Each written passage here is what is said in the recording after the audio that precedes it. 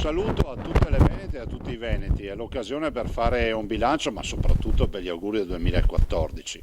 E abbiamo lasciato e lasciamo alle spalle un 2013 terribile, il 2013 che ricorderemo forse come uno dei peggiori anni per questa crisi, 170.000 disoccupati, un ragazzo su 4 che non ha lavoro e 2 sono precari.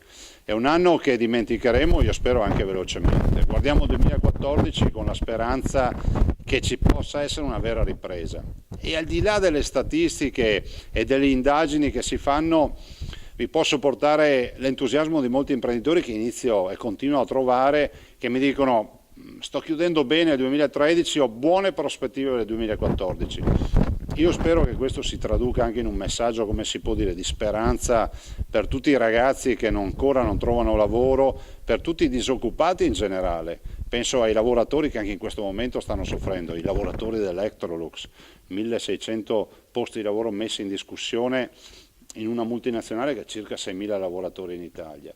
E quindi anche la volontà di pensare che il 2014 ci possa portare economia, occupazione e salute. Salute per tutti, un pensiero va anche ai tanti malati, alle persone in difficoltà, ma anche dar loro un messaggio di speranza rispetto alla qualità delle cure che facciamo in Veneto.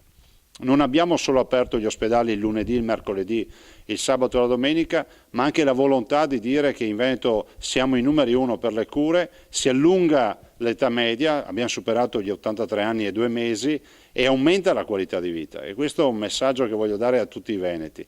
E poi anche spero che il 2014 sia l'anno del referendum, della possibilità quantomeno dar modo a tutti i veneti di esprimersi, poi ognuno si esprimerà a favore o meno secondo quanto è previsto dalla legge. Comunque il senso è uno solo, vogliamo essere padroni a casa nostra, vogliamo fare in modo che se un veneto ha un problema lo si deve risolvere in Veneto, non possiamo fare il giro del mondo per chiedere autorizzazioni.